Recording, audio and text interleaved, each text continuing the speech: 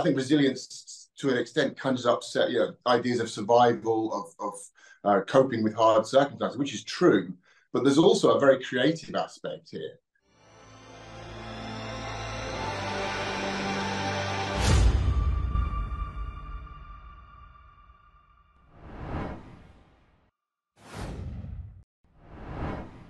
Hi, and welcome. On behalf of the American Chamber of Commerce, I'm delighted to welcome today Peter Dickinson. Peter is the publisher of Business Ukraine magazine in Kyiv and is also the editor of Ukraine Alerts at the Atlantic Council. Peter, it is great to see you. How are you doing? Hi, Andy. Thanks for having me. Doing okay, thanks. I guess quite well, but obviously in the circumstances. Yeah. So, Peter, I think it's great that you have Business Ukraine being published at this time, and I think it's phenomenal being the storyteller you are in terms of sharing, the realities of life during a full-scale war that we've seen now for the third year. What we're looking at is really, the resilience. It's, you see the businesses continuing to operate in Ukraine. And tell us, what is resilience, and what is resilience during a wartime? Well, yeah, we at Business Ukraine magazine, when the war began, of course, we didn't publish initially. We felt that it was not even on the agenda. But then once we got to around the 1 year mark, we felt that the business was showing incredible resilience, that business activity was continuing, and we were hearing from our partners and colleagues, are you going to publish something soon? We're interested in publishing something. Where's the magazine? So we decided to give it a try, essentially, not really knowing what kind of reaction we get from the business community in general. And the response was overwhelming. We've published a few issues. We're now preparing the spring issue for this year, and the reaction we've had has been overwhelmingly positive. A lot of companies eager to participate, a lot of companies eager to share their stories. So I think that speaks for itself, because in my experience over the years, when in times of crisis, communication strategies, marketing, that's usually the first thing that gets put to one side. So it's an indication of the forward thinking and the sort of optimistic mood in the business community that they are continuing to do that. In terms of resilience, this is something we talk about a lot, and rightly so. But I would go a bit further. I would say it's not just a matter of, I think resilience to an extent conjures up ideas of survival, of coping with hard circumstances, which is true. But there's also a very creative aspect here. The businesses that I speak to that have moved physically their premises, that have found new markets, that have overcome incredible sort of Herculean logistics challenges, that have been able to export via different ports or through different border crossings via trains, trucks, different types of via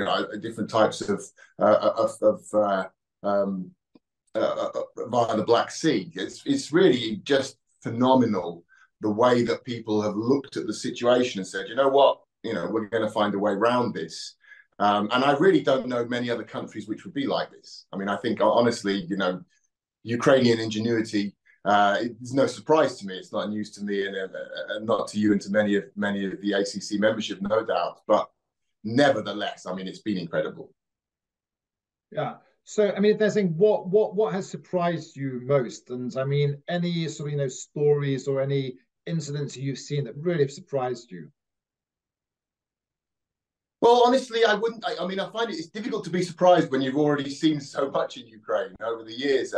But I think that the ability to, the ability to sort of dust yourself down and just get on with things. I think one example of that would be the many times we've seen bombing attacks, and you just see local shops and cafes and restaurants just opening up and continuing to serve their customers. And when they're asked, how can you do this? They're like, well, people need us. We're providing a service. We want to be out there. We're not going to let this beat us. And I think that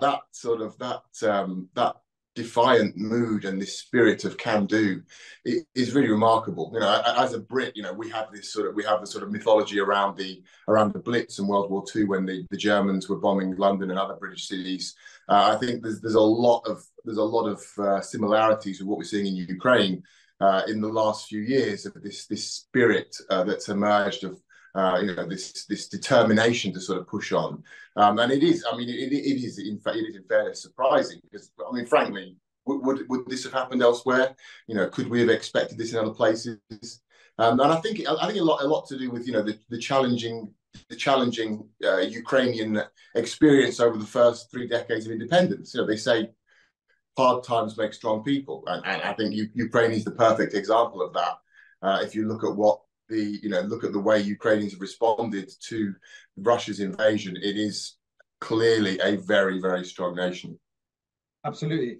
And then sort of final question. So, I mean, the reason why we're doing these series of videos is really to document for future generations and for business leaders and business schools. Business schools are looking now and they are saying, wow, you know, what is it like to, run an organization during a full-scale war? And I think, you know, your excellent publications of Business Ukraine, I'm sure they will be in many libraries, and business schools will be, you know, researching them for decades to come, in terms of, you know, how do you run a business during a full-scale war. But if there was one, you know, what's the one key learning you think you think is the key learning for others to see about running a business during a full-scale war? Well, the one message that I hear again and again, talking to people in different sectors of the Ukrainian economy, is the absolute critical importance of looking after your team, of making sure that your team is, of course, first and foremost, physically safe, that their family is safe, that they are not under in any threat, but then also that they're able to continue working, perhaps in changed circumstances, perhaps, you know, at a distance, perhaps on a different level, to adapt to them, and to make sure that you do everything you can to sort of keep your team together and allow people to continue doing their job if they have to change their personal circumstances, if they have to move physically, if they have a particular crisis in their family, or they need to evacuate someone, or whatever it may be. You know, the wartime circumstances, you know, things change on the spin, you know, in a matter of seconds, and it very often, by definition, it's a matter of life and death. And I think that flexibility to work with your team, and to make sure your team is valued and looked after as well. And also, if your business is not able to function at the time, to make sure your staff are looked after, they're not simply abandoned. So when you are able to resume operations, they're there for you, and they're in place, and they feel valued. So I think that's probably the key message that I hear again and again throughout the sectors. You know, look after your team, and they will look after you, and make sure you're flexible in your approach to them. One thing I would add, I think, you know, we hear a lot about Ukraine as a laboratory for modern warfare. I think armies around the world will always want to have now a Ukrainian on board to help them with their training. I think they'll be looking around and saying, well, let's get some Ukrainians in to teach us about drones or electronic warfare, or whatever aspect it may be. I think the same is true in business. I think any smart business around the world, especially one that feels that it's going to face crisis circumstances, should be saying, where's our Ukrainian consultant? Where's our Ukrainian to come in here and help us get this right? Because I don't think there's anyone better.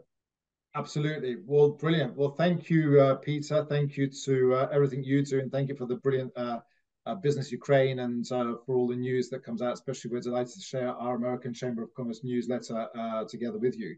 So, ladies and gentlemen, a big thank you to Peter Dickinson, the publisher of Business Ukraine magazine and the editor at Ukraine Alert in the Atlantic Council. Thank you for everything you do. Thank you for your resilience. Thank you for all your support in getting the message out. Stay safe. God bless, and see you soon. Thank you, Peter Dickinson.